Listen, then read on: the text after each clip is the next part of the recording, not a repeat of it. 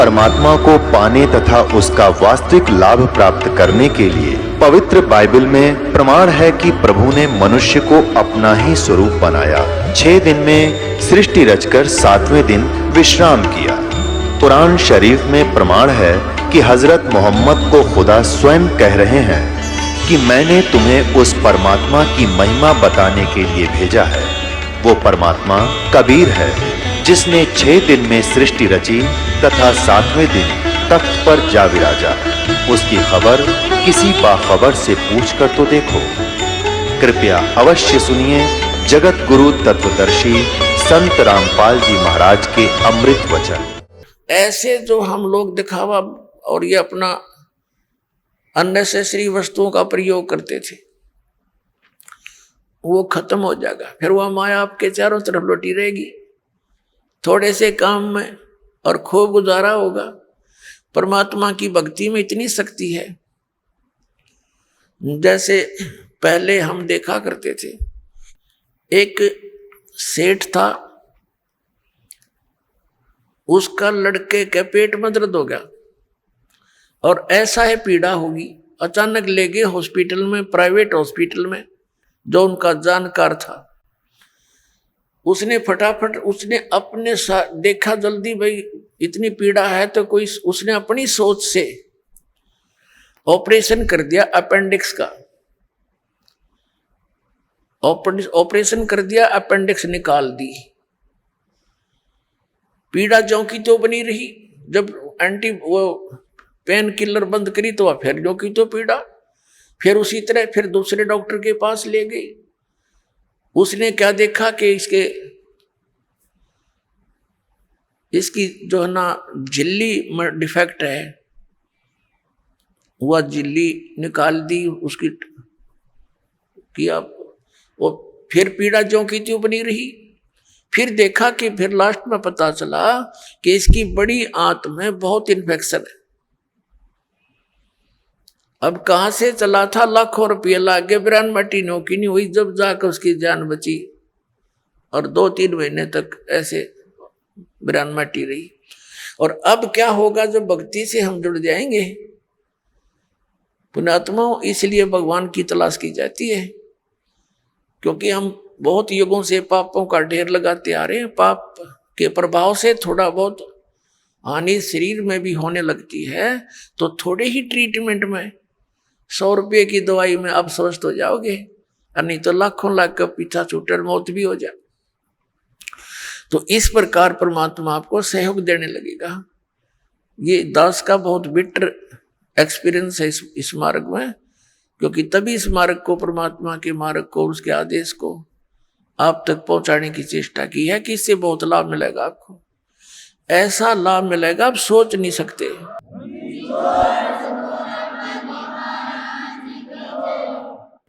भगवान को हम इसलिए खोज रहे थे कि वो हमें सर्व सुख देता है। तो वो सर्व सुखदायी परमात्मा मिला ही नहीं था, अब मिला है सर्व सुखदायी। अब ये सुख ही सुख देगा, यहां दुख हो ही नहीं सकता। जैसे बर्फ है, एसी रूम है, वो ठीक चल रहा है तो उसमें गर्मी का काम क्या।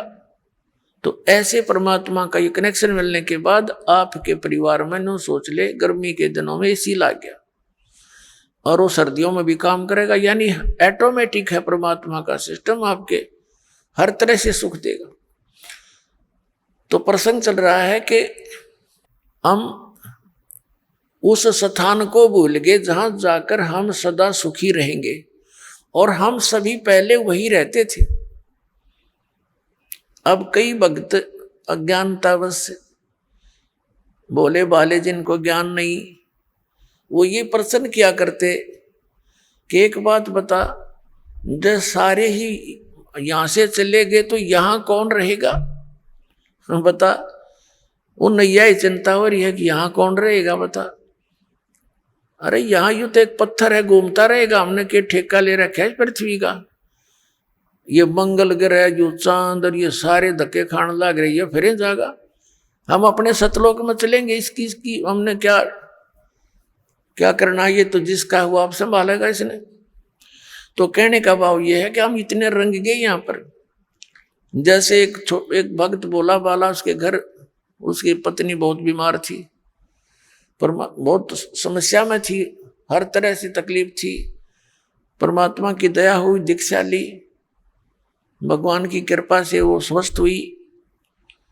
उसको समझाने लगे, भाई नाम ले ले भगत, नहीं तो भक्ति ना करने से पशु बनोगे, जोटा बनेगा। वो जोटा बुग्गी ले रहा था, उससे कहा भाई फिर जोटा बनेगा तो न्यू बोला महाराज जी जोटा भी तो बनना चाहिए, फिर बुग्गी में कौन चलेगा। इसने बुग्गी की चिंता हो रही। मैं कहा अच्छा भाई तो बुग्गी खातिर कर ले काम। फिर उसे उपदेश ले लिया उसने, लेकिन हमारी धारणा ऐसी बनी हुई है कि यहां ऐसे कैसे होगा। तो पुण्यात्माओं, परमात्मा के इस मार्ग को बहुत गहराई से समझो। जिस उद्देश्य से परमात्मा स्वयं आते हैं उस अच्छे लोक से इस गंदे लोक में आपके लिए, तो ये कितना इंपॉर्टेंट काम होगा। एक ऐसे वैसे तो भगवान इतनी दूर से आए नहीं, आपको ये ज्ञान देने के लिए कि तुम यहाँ के रहने वाले नहीं हो, सतलोक में एक बहुत सुख है, और जिस सुख को तुम यहाँ खोज रहे हो ये तुम्हें 1000 लाख करोड़ वर्ष खोजते रहो तो नहीं मिले, एक जन्म की तो बात छोड़ो। और यहाँ क्या हालत है तुम्हारी उससे हमें परिचित कराते हैं। उधर से काल के दूत भी अपनी खूब काल प्रेरणा से अज्ञान का प्रचार सपरे कर रहे हैं जगह जगह।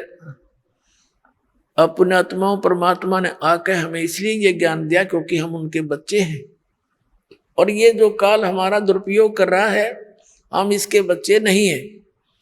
अपने बच्चों को कोई ऐसा दुखी कर सकता है? किसी की टांग कट गई, किसी की आंख फूट गई, और किसी का हाथ कट गया, किसी का बेटा मर गया, किसी की बेटी मर गई, कोई कैंसर से पीड़ित है, कोई पशु पक्षी बनकर, गधे कुत्ते बनकर बिष्टा खा रहे हैं, टट्टी खा रहे हैं, तो ये कोई अपने बच्चों को ऐसे दुखी कर सकता है? तो इस भगवान को हम अपना मालिक मान सकते हैं?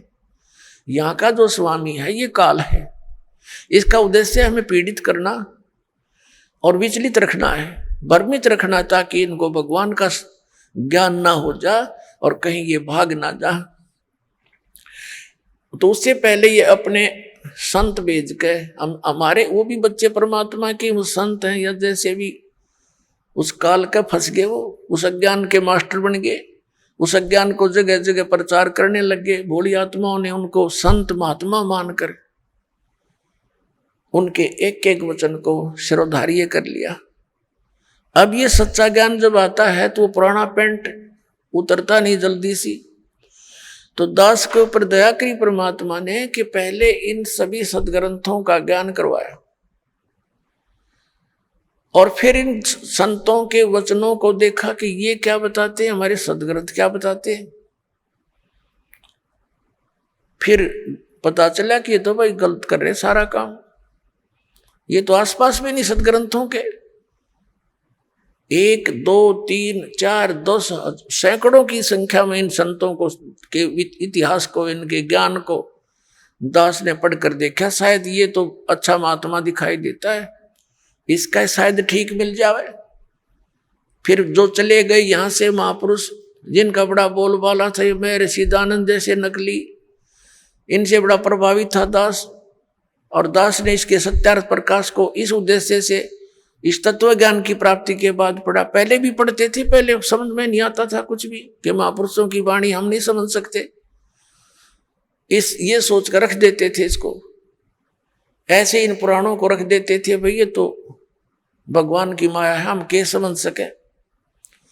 और जब दास की परमात्मा ने वो आंखियां बना दी तत्व ज्ञान वाली, उस दृष्टि से जब इनको देखा उन चश्मों से, तत्व ज्ञान वाले चश्मों से, फिर देखा अरे नाश कर रखा सारा, कख भी नहीं इनके पास, ना वेदों वाला ज्ञान, ना कोई संसारिक व्यवहारिक बातें ठीक इन लोगों की। तो बड़ा चिंता का विषय बना। और इस सत्यार प्रकाश को दास ने इसलिए पढ़ा था कि ये महापुरुष का लिखा हुआ है, और इस महापुरुष के विचारों को सभी मानते हैं, और हो परमात्मा दया कर दे और कबीर परमेश्वर के वचनों का समर्थन मिल जाए। तो मुझे ये ज्ञान आगे बढ़ाने में घड़ी सुविधा हो जाएगी कि देखो सत्यार प्रकाश में महर्षि दानंद ने भी ऐसा ही बोला है। अब देखा तो महर्षि दानंद ऐसा नकली पाया को देखा को नहीं मैंने, और तेरा गजब भैया, एक भी व्याख्या वेदों और किसी से भी नहीं मिल रही सदग्रंथों से, तो बड़ा दुख हुआ। तो इसलिए फिर जनता के सामने रखने शुरू किए कि ये ओरिजिनल नोट है, हमारे सदग्रंथ तो ओरिजिनल नोट है और ये डुप्लीकेट नोट है इन संतों के जिनको तुम ओरिजिनल मान करके ग्रहण किए हुए हो।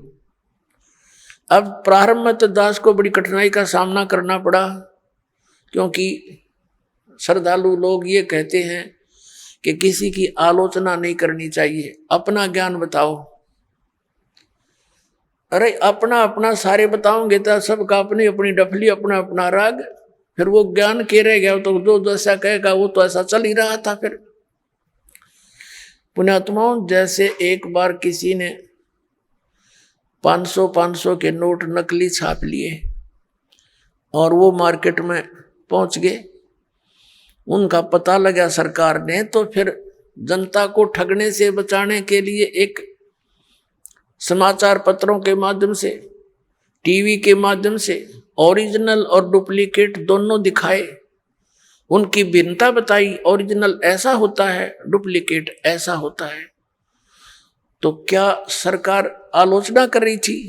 एक महापरोपकार कर दिया ना, लाखों लोग ठगे जाते, गरीब व्यक्ति मारे जाते जिनके 5-7 हजार रुपये होते, रुए ठग नकली कागजों में लग जाते। तो पुण्यात्माओं, दास का यही प्रयत्न समझ लेना, ये पूरा विश्व याद किया करेगा इस दास को। ठीक है, दास को बहुत कठिनाइयां आई हैं,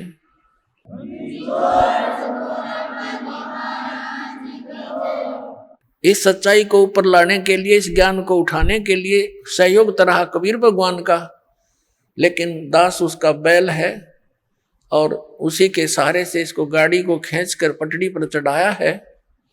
पहले तो खाचे में कीचड़ में डाल रखी थी और इसमें बहुत से संकट दास के ऊपर आए हैं। साथ में हमारे बच्चे जो परिचित हो गए थे उन्होंने बड़ा सहयोग दिया अपने बहन भाइयों को समझाने का, वहाँ तक ये संदेश भगवान का पहुँचाने में बहुत सहयोग दिया है। और आपका भी फर्ज बनता है, ये सच्चाई है और सच्चा ज्ञान है, इससे पूरे विश्व में शांति होगी। प्रत्येक प्राणी का कर्तव्य बनता है पहले आप अच्छी तरह समझे दास के विचारों को और शब्द ग्रंथों को और उन महापुरुषों के विचार जो दास आपके रूबरू कराता है कि उन महापुरुषों ने भी ऐसी साधना की, उनसे उनका मोक्ष हुआ, तो उनको अच्छी तरह समझकर फिर आप लगो और साथ में औरों को भी ट्राई करो प्यार से। ये मार्ग कोई बलपूर्वक कराने का नहीं होता, ये ज्ञान से होगा। और काल भगवान ने एक प्रार्थना की थी परमात्मा के समक्ष, कबीर जी के समक्ष, कि हे परमात्मा आप चौथे युग में जितना चाहो जीव ले जाना, लेकिन एक दया करना परमात्मा के जोर जबरदस्ती ना करना। सतकल युग में जब आप ले जाओ अपना ज्ञान देना, आपका ज्ञान ग्रहण करें वो आपके हो जा और मेरे ज्ञान को माने वो मेरे पास रह जा, मेरा आहार बने रहे, जबरदस्ती ना करना। और अपना ज्ञान समझा के कितने ले जाना। अपनात्मा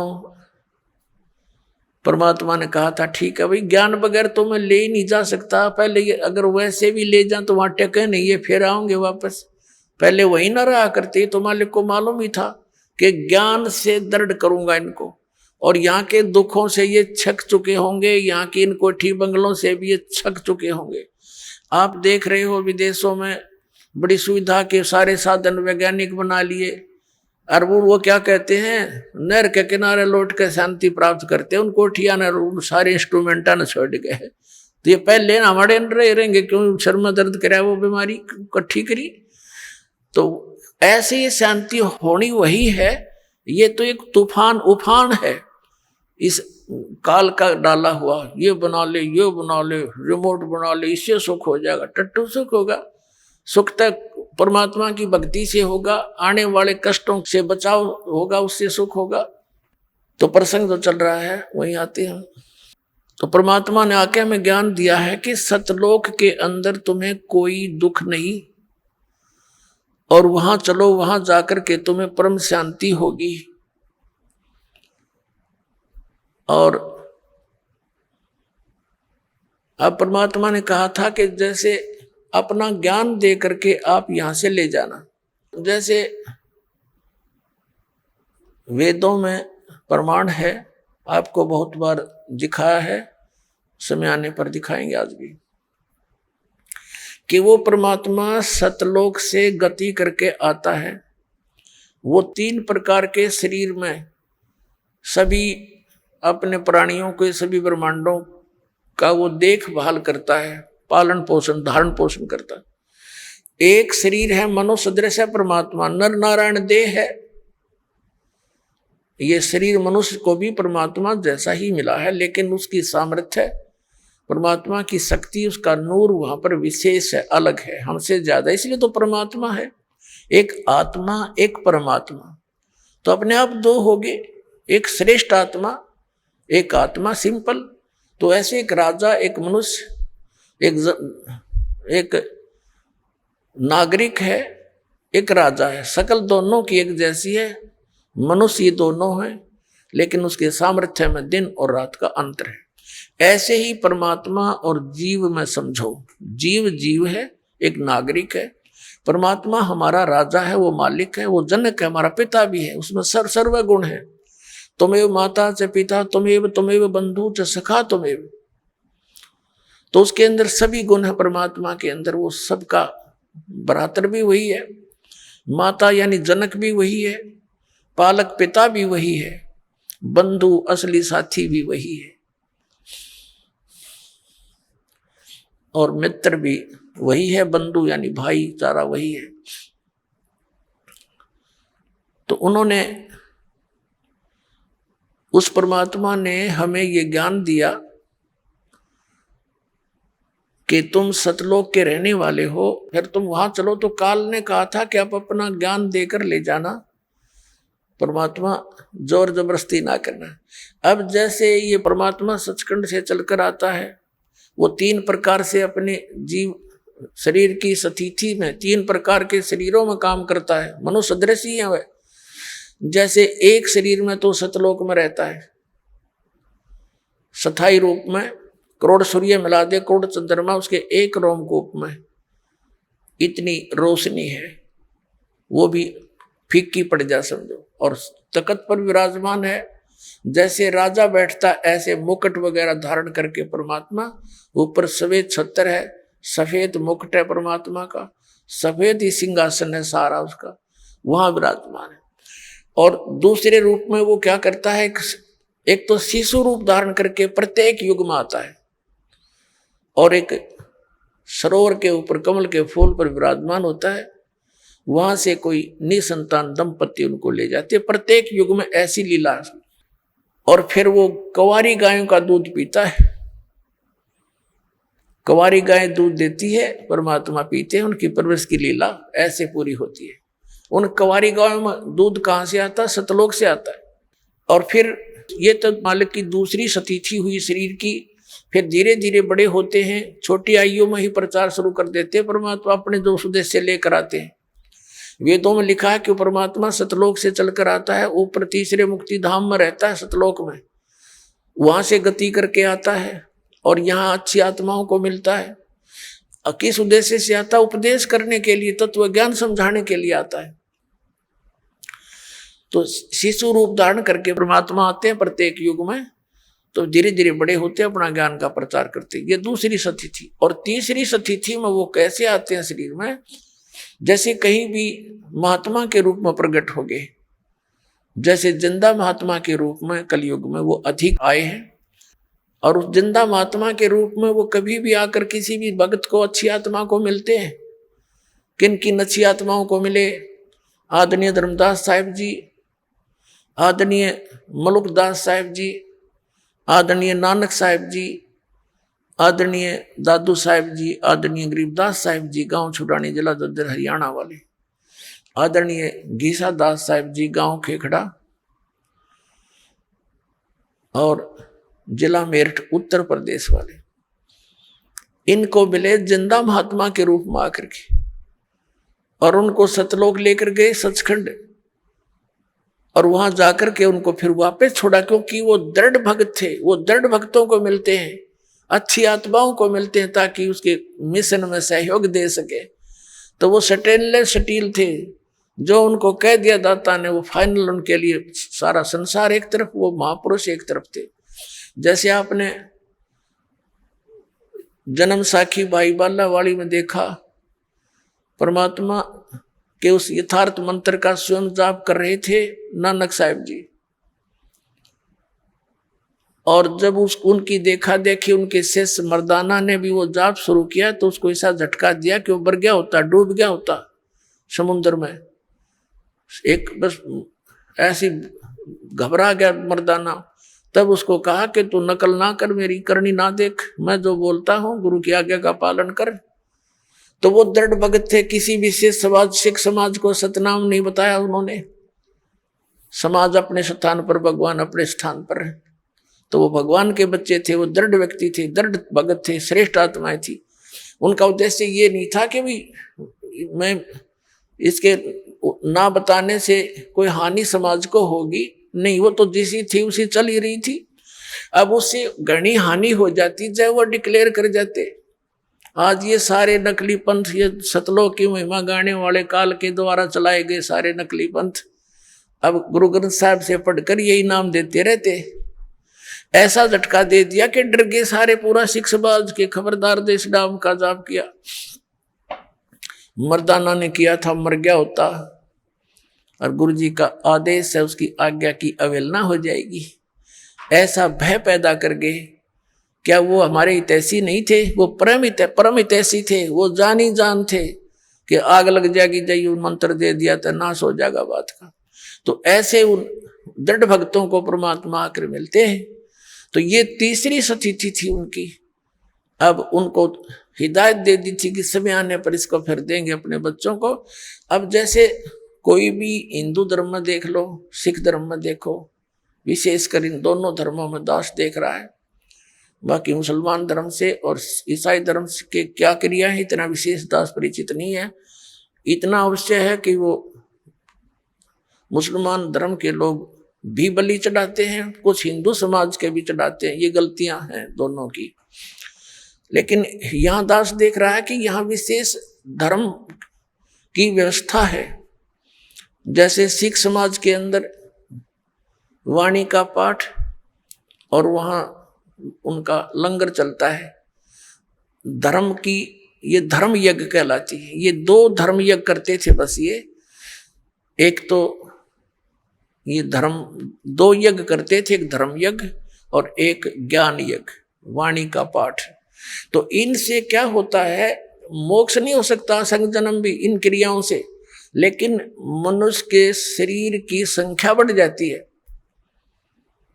अब वो ऐसे ही हिंदू धर्म के अंदर जैसे गीता जी का पाठ करो, डेली एक अध्याय का पाठ करो, या वैसे कोई अपना धर्म पुण्य करते रहते हैं, कोई भंडारा कर दिया कित गांव गोम नगर में, ये ऐसे चलते रहते थे। तो इन क्रियाओं से क्या होता है कि मनुष्य जीवन मिल जाता है। परमात्मा की वाणी है सुख संवेद में कि धर्म तो 10 का नहीं और 10 के तीनों लोग, खैरायत में खैर है कीजिए आत्म भोग।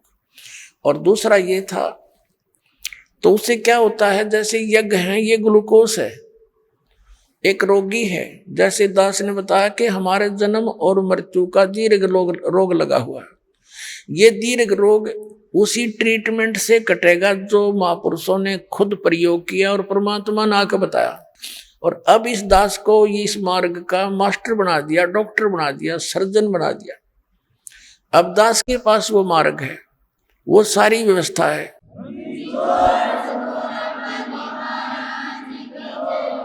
और उन महापुरुषों ने क्या किया कि इस पूरे मानव समाज का ग्लूकोस लगा दिया। ग्लूकोस जो होता है ये रोग नहीं नाश करता, ये शरीर को नष्ट होने से बचाता है, पानी की अक्षति पूर्ति करता है, जैसे सर्जन यानी डॉक्टर कहीं बाहर गया हो, कोई इमरजेंसी केस आ जाते हैं, ये कंपाउंडर और दूसरे उनसे पूछते हैं जी ऐसे ऐसे एक मरीज है क्या करें, तो कहता है इसको ग्लूकोज लगा दो और ये इंजेक्शन लगा दो, तब तक मैं आता हूँ।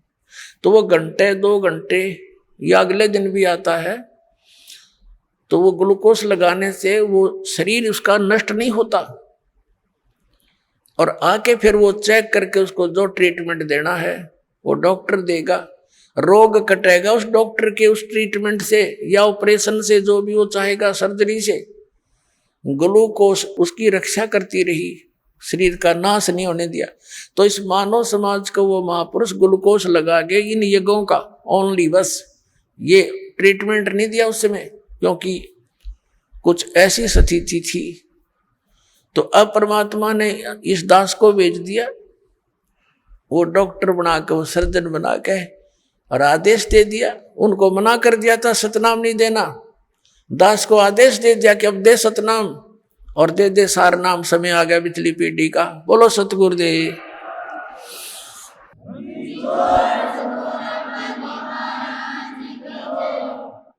तो पुण्यात्माओं जो प्रसंग चल रहा है कि इन दृढ़ आत्माओं ने परमात्मा के प्रत्येक आज्ञा का पालन कर लिया। अब जैसे बात चली है कि ज्ञान देकर ही आप ले जाना अपने बच्चों को, आपका ज्ञान स्वीकार करें आपका। अब जैसे परमात्मा मिले थे हजरत मोहम्मद को, जिससे मुसलमान धर्म चला, अब वो अच्छी आत्मा थी, दृढ़ भक्त नहीं थे वो।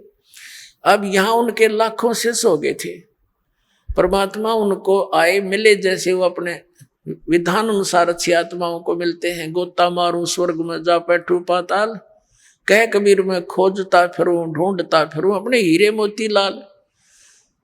हजरत मोहम्मद जी को मिले, हजरत मोहम्मद जी को कहते हैं हम वहां ले गयो सतलोक में, इच्छा रूपी वहां नहीं रहो। उल्ट मोहम्मद मैल पठाया, गुज बीरज एक कलमा लाया, रोजा बंग नमाज दई रे, बिस्मिल की नई बात कही रे। अब जैसे परमात्मा कहते हैं हम हजरत मोहम्मद को वहां ले गए, जैसे नानक साहिब जी को ले गए, गरीबदास साहिब जी को ले गए, धर्मदास साहिब जी को ले गए, और गीसादास साहिब जी को, दादू साहिब जी को ले गए, मुल्कदास साहिब जी को लेकर गए, फिर छोड़ दिए। उन्होंने दृढ़ होकर के भगवान की प्रत्येक बात को स्वीकार किया। उन्होंने तो वहीं कह दिया था भगवान हमें यहीं रख लो, लेकिन हजरत मोहम्मद वहां नहीं रहे, अपनी मर्जी से जो बोले नहीं जी मैं तो वहीं ठीक हूँ, और वहां भी मैंने बहुत प्रचार करना है, बहुत अभी तो काम अधूरा रहता है। अब परमात्मा ने सोची चल इसको कुछ राहत दे देते हैं। उसको उनको क्या बताया फिर परमात्मा ने कि रोजा बंग नमाज दई रे, बिस्मिल की नई बात कही रे। हजरत मोहम्मद जब पहली बार गए तब तो वो काल तक सीमित थे, पर्दे के पीछे से आवाज आई थी नमाज करो, 50 नमाज करने की कही थी। फिर दोबारा प्रार्थना की, कुछ कम कर दी, फिर और प्रार्थना करी, फिर कम कर दी। लास्ट में 5 बार की नमाज पर फाइनल हुआ था उनका कि 5 बार तो नमाज करना ही करना पड़ेगा। और रोजा मीन व्रत और बंग आवाज लगाना, हे भगवान दया करियो, आवाज लगाकर आवाज ये साधना करना। तो कहते हैं उस हजरत मोहम्मद जी जहां से ये आदेश लेकर आए थे उसमें भी उस काल भगवान ने भी इनको बिस्मिल करने का आदेश नहीं दिया था। क्या बताया है कि रोजा बंग नमाज दई रे, बिस्मिल की नहीं बात कही रे।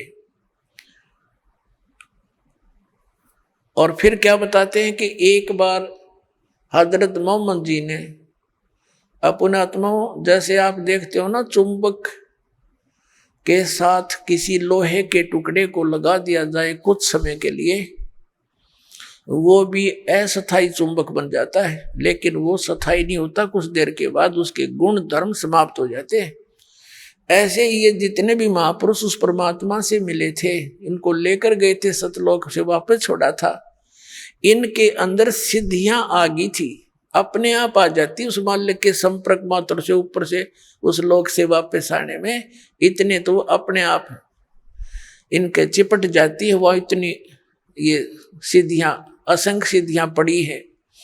तो वहां से जब ये वापस आया, हजरत मोहम्मद में सिद्धि आ गई, वचन में भी सिद्धि होगी। तो उसने एक दिन एक गऊ को मार दिया, पहले तो एक बकरे को मार दिया वचन से, वो बकरा मर गया। बकरे वाला रोने लगा, जी मैं तो गरीब आदमी था, ये क्या हो गया। लोग इकट्ठे हो गए, फिर उस बकरे को जीवित कर दिया वचन से।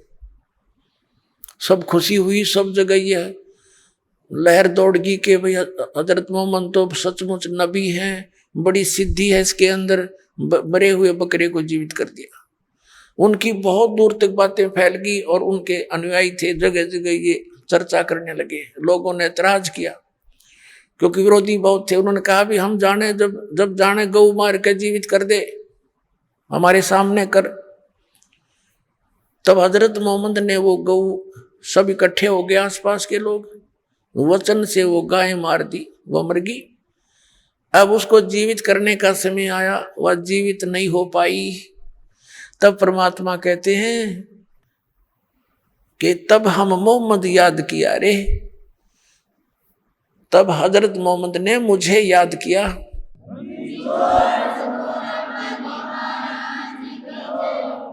तब हम मोहम्मद याद किया रे, शब्द स्वरूपी हम बेग गया रे। परमात्मा कहते हैं वहां शब्द स्वरूपी पहुंचे 1 सेकंड के अंदर, लेकिन औरों को किसी को नहीं दिख रहा था, केवल हजरत मोहम्मद को मैं दिखाई दे रहा था। मुई गऊ हमने तत्काल जवाई, और तब मोहम्मद का निश्चय आई। वो मरी हुई गाय को मैंने जाकर तुरंत जीवित कर दिया। तब मोहम्मद जी को विश्वास हुआ कि कबीर सचमुच ये तो परमात्मा के नुमाइंदे हैं।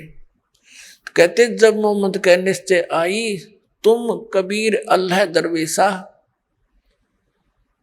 और मोहम्मद का तब गया अंदेशा। फिर क्या बताते हैं कि नबी मोहम्मद नमस्कार है, राम रसूल कहाया, 1,80,000 को सौगंध जिन नहीं कर चलाया। अरस कुरस पर अल्लाह तकत है, अरस के कुरस पर, आसमान के अंतिम छोर पर अरस कुरस पर अल्लाह तकत है। उस परमात्मा का स्थान है जहां कबीर साहब का अपना स्थान है। और खालिक बिन नहीं खाली, उस परमात्मा की दृष्टि में सभी प्राणी हैं, उससे कोई बचा नहीं है। और वह पैगंबर पाक पुरुष थे साहिब के अब्दाली। अब क्या बताते हैं कि तुम हजरत मोहम्मद का नाम लेकर गऊ मार रहे हो। ये गऊ जो मनाते हो, वो दिन जिस विशेष कर गऊ काटते हो, तो उन्होंने गऊ शब्द से मारी थी, शब्द से जीवित कर दी थी। क्योंकि लोगों ने ये सोचा था कि हजरत मोहम्मद ने जीवित कर दी, तो उसके लिए फिर कहा कि बारी गऊ शब्द के तीरम, वचन के तीर से मार दी। और ऐसे होते मोहम्मद पीरम, वो मोहम्मद पीर ऐसे थे। और शब्द फेर जवाई, अंसा राख्या गोसत नहीं बाखा, ऐसे पीर मोहम्मद भाई। अब परमात्मा देख आप पे तो सारा काम करे, फिर उसको शाबाशी दे रहे हैं। अरे हजरत मोहम्मद तो ऐसे महापुरुष थे, उन्होंने वचन से गाय मारी थी और वचन से जीवित कर दी। मांस नहीं खाया उन्होंने, जीव की रक्षा करी, और तुम मांस खाते हो उनकी आड़ में। तो उसके लिए कहते हैं वो पैगंबर पाक पुरुष थे साहिब के अब्दाली, वो महापुरुष थे, पवित्र आत्माएं थी। तुम उनके जब में ये पाप करते हो खुद और नाम लेते हो उनका। नबी मोहम्मद नमस्कार है, राम रसूल कहाया। वो तो आदरणीय महात्मा थे, महापुरुष थे, और परमात्मा के नबी कहलाए। और 1,80,000 को सौगंध, उन कसम है, उन 1,80,000 मुसलमान बने थे जो उनके सीधे शिष्य थे, उन्होंने कर चलाया। उन्होंने ये जुल्म नहीं किया जो तुमने शुरुआत कर रखी है। और कहते हैं अर्श कुर्स पर अल्लाह तकत है, खालिक बिन नहीं खाली। और वो पैगंबर पाक पुरुष थे साहिब के अब्दाली, वो तो पवित्र आत्माएं थी, उस परमात्मा की कृपा पात्र थे। तो इस प्रकार परमात्मा ये कहना चाहते हैं कि ज्ञान से ही हम वहां ले जाएंगे। अब जैसे हजरत मोहम्मद को ले गए, वो दृढ़ नहीं थे, अच्छी आत्मा अवश्य थी, मिले भगवान सब अवश्य, लेकिन वहां नहीं रहे। और ये देख कौड़ कहानी बिगड़ गई उसके बाद यहाँ पर। तो इस प्रकार इस ज्ञान से ही हम सतलोक जाएंगे, क्योंकि हमें ये दृढ़ विश्वास होगा कि जो ये ज्ञान दिया जा रहा है ये ओनली इस दास का नहीं और केवल एक बनावटी इतिहास का नहीं, ये स्वयं गॉड गिवन परमात्मा ने आकर बताया और फिर अपने गवाह बनाए, सतलोक ले जाकर वापस छोड़ा उनको।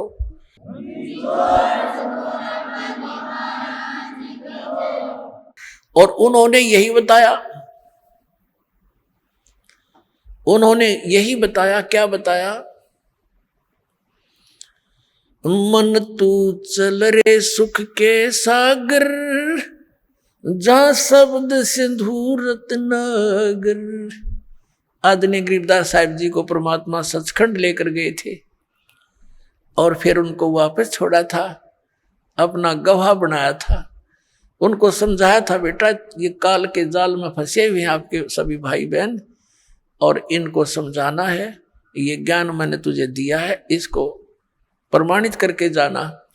अब गरीबदास साहिब जी की वाणी अभी 150-200 वर्ष पहले लिखी गई, 250 वर्ष पहले, और दास उसी गरीबदास जी के पंथ से ही आगे आया है और दास खूब परिचित है। परमात्मा ने ऐसी सख्त हिदायत दे रखी थी गरीबदास जी को, और गरीबदास जी ने आगे फिर ऐसी सख्ती से काम लिया कि इस वाणी में अगर किसी ने फेर बदल किया तो उसकी वो खैर नहीं रहेगी। ये दास देखा करता था कि गरीबदास ही संत महात्मा होते थे, ग्रंथ साहब में बहुत कुछ ऐसी बातें लिखी थी, वो चाहते थे किसी ने इसमें संशोधन कर दे थोड़ा। तो एक ने कोशिश की थी, उसको अधरंग मार गया संत को, आजीवन दुखी रहा। तो सब ने ये मान लिया कि जो इसके अंदर लिखा है परमात्मा का आदेश है, गरीबदास जी नाराज हो जाएंगे, इसको चेंज नहीं करना, ना तो ये भी बिगाड़ देते स्वरूप इस वाणी का। और इतनी ये प्रकाश में आई नहीं, इतनी पॉपुलर नहीं हुई। दास भी 37 वर्ष का हो गया था जब तक मैंने गरीबदास के नाम का पता नहीं था। जब 37 साल की उम्र में ये नाम प्राप्त हुआ सन 1988 में, तब गरीबदास नाम सुना था और फिर वह जाने लगे, जब वाणी सुनी थी या पढ़ने में आवे नहीं, इस प्रकार की अमरवाणी हमने कभी देखी ना, हमने तो हनुमान चालीसा पढ़े थे, ये सारी और तरह की वाणी। और उसमें जब ये बताने लगे जिसमें कुछ ऐसी बातें हैं, परमात्मा जैसे अपने बच्चों को धमका देता है सभी पंथों और ग्रंथों वालों अन्यों को, ऐसी वाणी भी लिखी है। तो फिर किसी ने बताया कि भाई ये ऐसी ऐसी वाणी में सुधार करना चाहिए, तो वो दूसरा महात्मा कह रहा था इसमें छेड़ मत देना।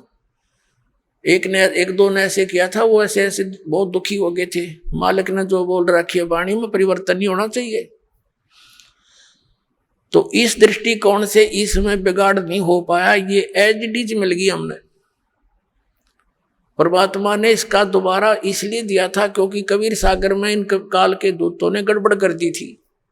उस अक्षति को पूर्ति करने के लिए गरीबदास जी के माध्यम से अपनी वाणी का, उस यथार्थ ज्ञान का पुनः प्रकाश करवा दिया। अब क्या बताते हैं, हमने अपने को ये विश्वास हो जाना कि सतलोक क्या वस्तु है, तो वहां की रुचि इतनी दृढ़ बन जाएगी आपकी, आप सपने में भी यहाँ की किसी वस्तु को सोच नहीं सकते। इस ज्ञान से होगा। जैसा भी ये नकली पंथ ये बताते रहे, सतलोक के गुण गाते रहे, सचखंड सतलोक कहते रहे, सतपुरुष भी याद था इनके, लेकिन इनको ये नहीं मालूम सतनाम क्या है, सतपुरुष कौन है, सतनाम क्या है, सतलोक क्या है, सार शब्द क्या है। वही सतपुरुष, वही सतनाम, वही सार शब्द, वही सार नाम है, और वही सतनाम, वही सार शब्द कोई तो कोई इनका। और सतलोक में कुछ नहीं, वहां प्रकाश ही प्रकाश है, चेतन ही चेतन है। आत्मा उसमें जाकर ऐसे मिल जाती है जैसे बूंद समुद्र में। ये तो इनका ज्ञान। और फिर समाधान, पांचों नाम काल के जाप करो, यो इनका समाधान। अर्जाम सतलोक ये फूटे भाग तरे, टिकट तल कटवारे लोग कलवस की। और जाना था हमने 7 समुद्रों पार, जहाज की टिकट चाहिए थी, वह उनके पास नहीं, और बात करें हम जाएंगे दूसरे देश में, यानी दूसरे देश से स्वदेश आना हो, टिकट तो ले रखी लोकल बस की, और बताओ इन के जहाज की सतलोक हिंदुस्तान आवांगे, तो वो जहाज की टिकट तो अलग से होती है, वो लोकल बस की टिकट से अलग होती है। तो ये सतनाम जो है ये यहाँ से सतलोक जान की टिकट है, और सारनाम फिर इस पर दुर का पंच लग जाएगा, ले बात बन गई, फिर वहीं पहुंचेंगे हम सतलोक में। तो वहां ऐसी सृष्टि है जो यहाँ तो काल ने डुप्लीकेट बनवा रखा, सारा मटेरियल नकली, 5 तत्व 3 गुण से ये नाशवान है सारा कुछ, यहाँ के सब भगवान, इनके देवता कृत्रिम, ये सब नाशवान है। और वहां सतलोक के अंदर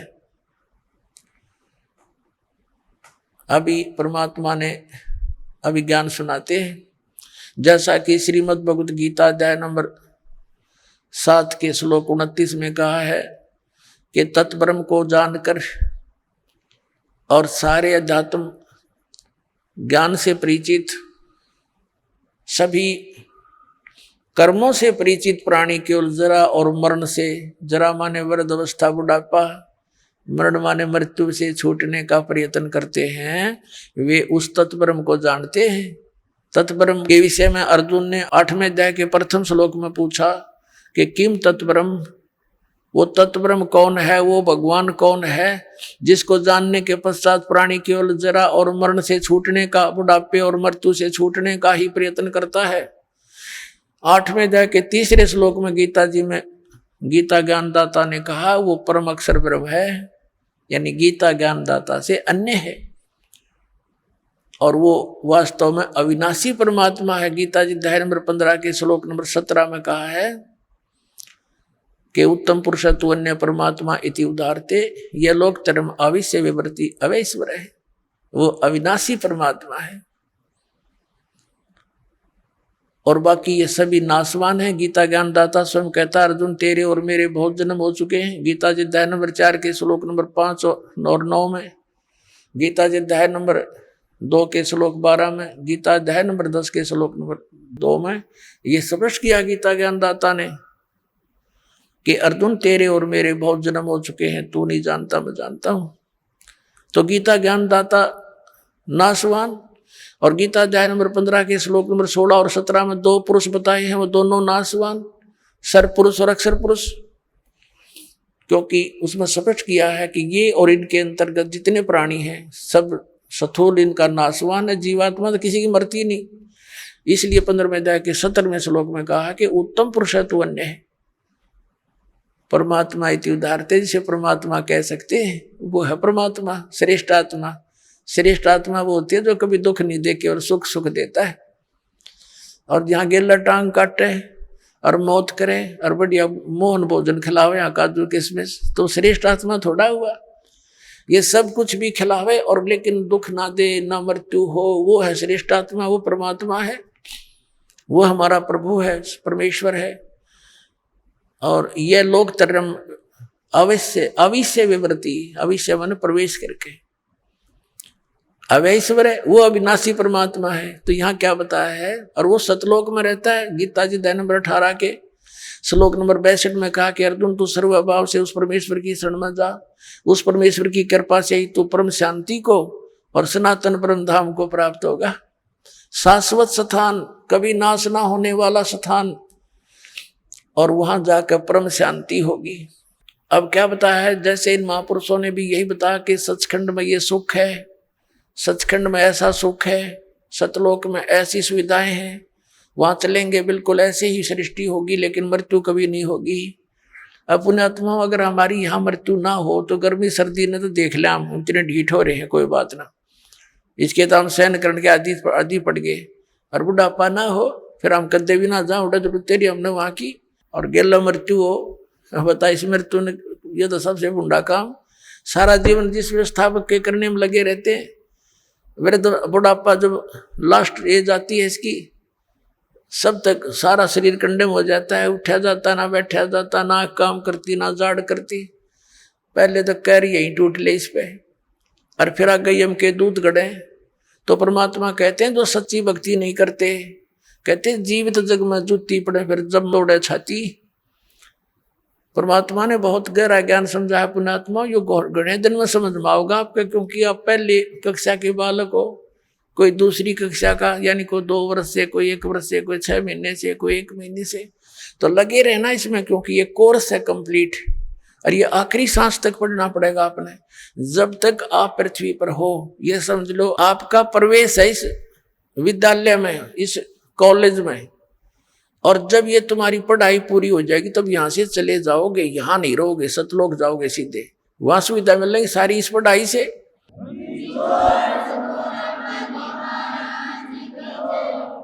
जैसे बच्चा कॉलेज स्कूल पढ़ता है तो उस पढ़ाई का फल उसको वहां कॉलेज में नहीं मिलता, वहां को अगर कोई बकवाद करता है तो वो अपना जीवन नष्ट करता है, वहां सुविधा ले रहा है, पिक्चर देखे, अच्छे खाना खावर, दारू दूरू शराब पीवर, पढ़े नहीं।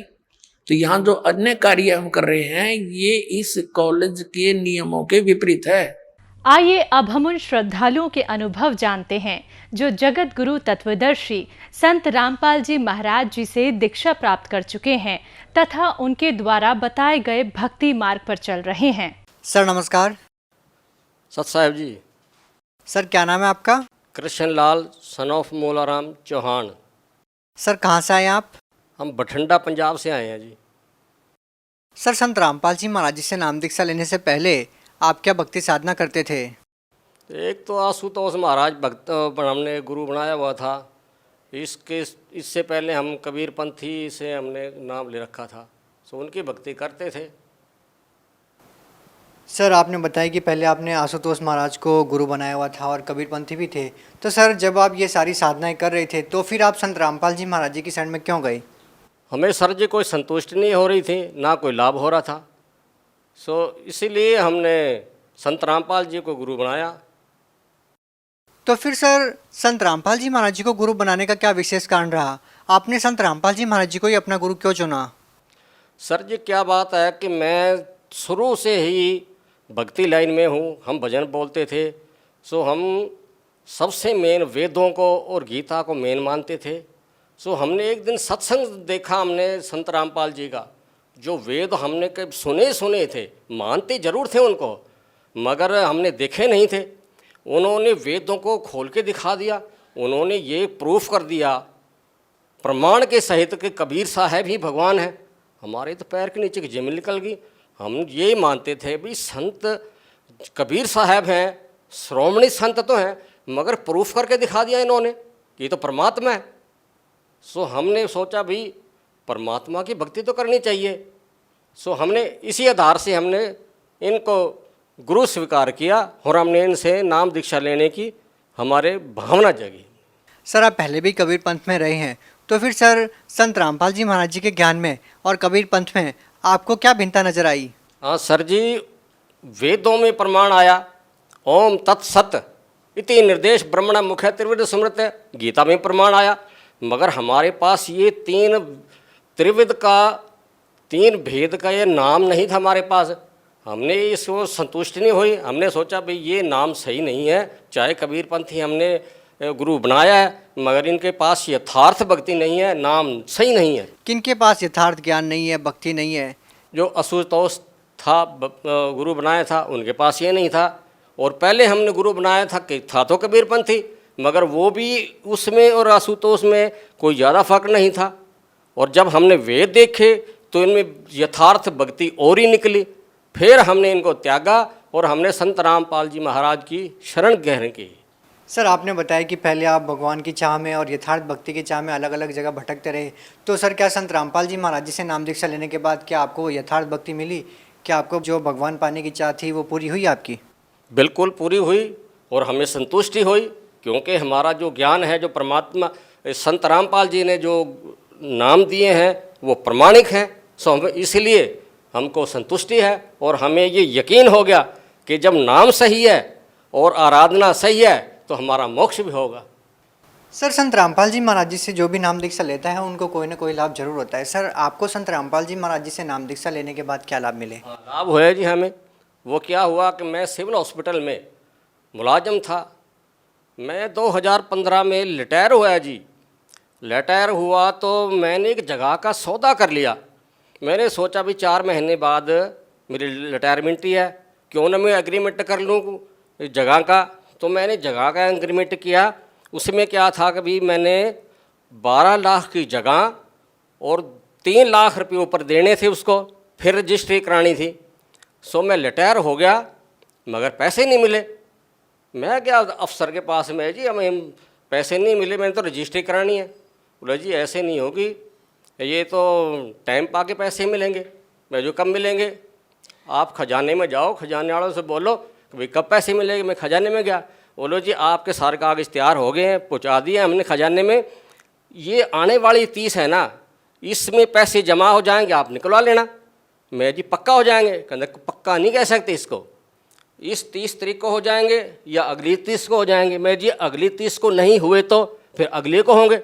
मेरे तो पैर के नीचे से ज़मीन निकल गई। मैं फिर तो मेरा था अग्रीमेंट ख़त्म हो जाएगा तो मेरी 12 और 3 15 लाख डूब जाएंगे। मैंने कहा हे दाता, मैंने नया नया ग्रुप बनाया था और मैंने इंटरव्यू देखता था कि भी बहुत लाभ होते हैं। मैंने कहा हे दाता, आपकी वाणी कहती है कि करते कारण कौन है, कर सेवा निष्काम, मन इच्छा फल देऊँगा जब पड़े मेरे से काम। हाँ जी, फिर मैंने संत रामपाल जी महाराज से प्रार्थना की कि हे सत गुरुदेव, मेरे पर मुसीबत पड़ी है, सो आप कृपा करके मेरा ये काम करो, मुझे पैसे की व्यवस्था चाहिए। सो क्या हुआ कि उस दिन 30 तारीख थी, तो रात के 10 बजे के करीब और एकदम से मेरे मोबाइल में मैसेज आया कि भाई, मैसेज मैंने पढ़ा, मैं देखा भाई मैसेज आया होगा तो लाजिम पैसे जमा हुए होंगे, परमात्मा ने सुनिए। मैंने वो मोबाइल के मैसेज देखा तो उसमें क्या लिखा कि आपके खाते में 3 लाख जमा हो गए और आपकी इतनी पेंशन है, 16,830 रुपये पेंशन भी लगी और मेरा कंप्यूटर के पैसे भी लगे, 3,000 टोटल 3 लाख और टोटल मेरे खाते में जमा हो गए। तो ये ऐसा लाभ हुआ परमात्मा की कृपा से। और ये लाभ हुआ मेरे को, लाभ हुआ मेरा लड़का है विपन, वो ईटीटी का जॉब के लिए वो पेपर देता था। तो उसको जब भी जाता था उसका पेपर सही नहीं होता था, उसके नंबर बहुत घट लगते थे। मैंने बोला मैं तो आप परमात्मा से जुड़े हो तो परमात्मा से अरदास करो और परमात्मा का नाम संत रामपाल जी का नाम लेकर आप प्रार्थना करो, सो आपका काम बन जाएगा। बोला ठीक है। जब वो पेपर देने गया, पहले तो उसने सत साहेब लिखा और फिर कहा परमात्मा संत रामपाल जी दाता, मेरा ये पेपर सफल करो। तो उसका फिर नंबर 85% आया और वो ईटीटी में सफल हुआ। आज वो संत रामपाल की दया से वो ईटीटी करके टीचर लगा हुआ है। और लाभ, मेरी छोटे लड़के की बहू के एड़ी में दर्द रहता था, तो मैंने कहा अपना संत रामपाल जी से नाम ले लो आप और आपका ये दुख ठीक हो जाएगा। बोलो डैडी जी मैं क्या नाम लूँ, आपने जो गुरु बनाया है ना तो उसके दाढ़ी है, ना मूछ है, ना कोई माला डाल रखी है, क्या कैसा गुरु बनाया? मैं आपको पता नहीं ना, मैं ज्ञान आधार से जुड़ा हूँ, आप तो बच्चे हो।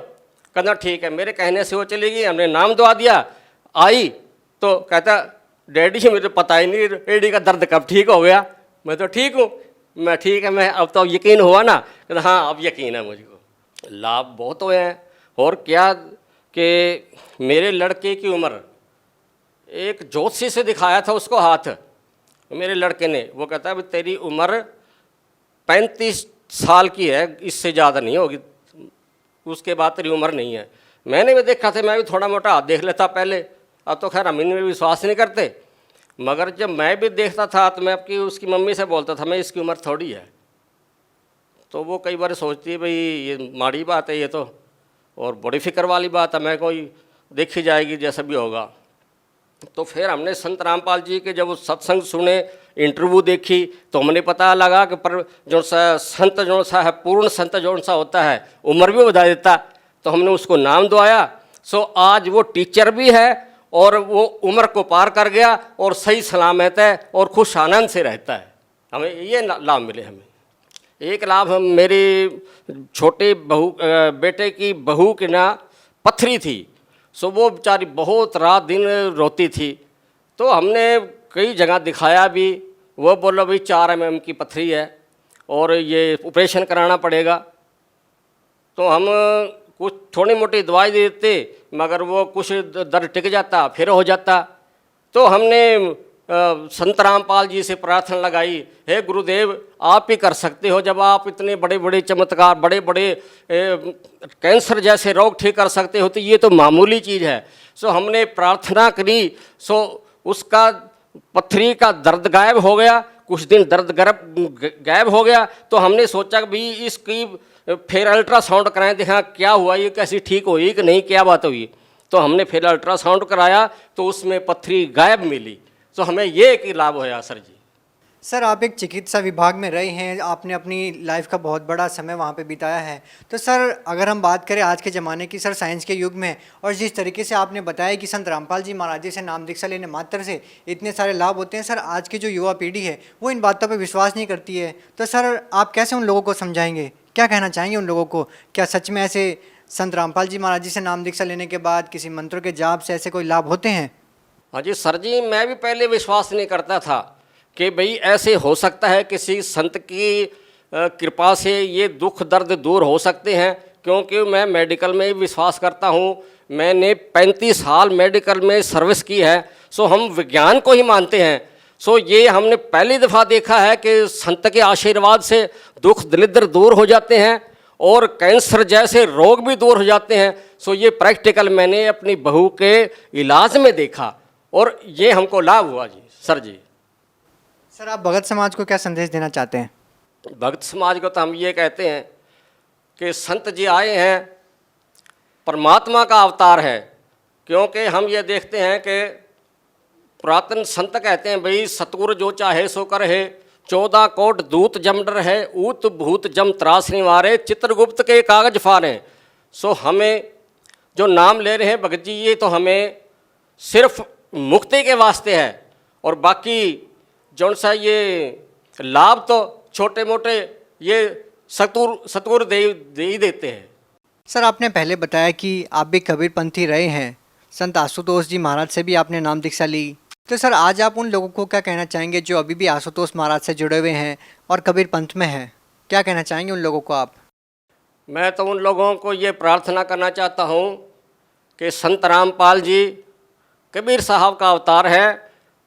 रामपाल महाराज के चोले में कबीर साहब सोए हैं।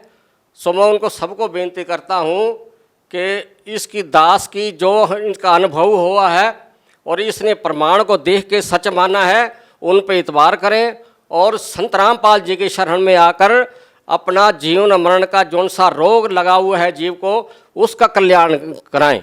सर आपने कहा कि संत रामपाल जी महाराज जी की शरण में आए और उनसे नाम दीक्षा लीजिए। तो सर जो लोग उनसे नाम दीक्षा लेना चाहें भी, तो उनसे नाम दीक्षा कैसे ले सकते हैं?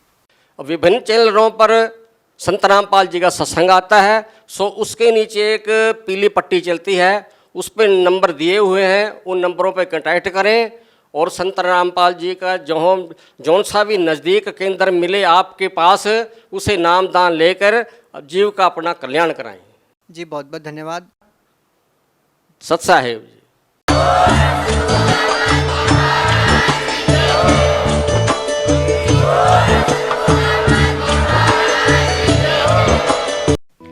आप सुन रहे थे जगत गुरु तत्वदर्शी संत रामपाल जी महाराज के मंगल प्रवचन। अधिक जानकारी के लिए संपर्क करें।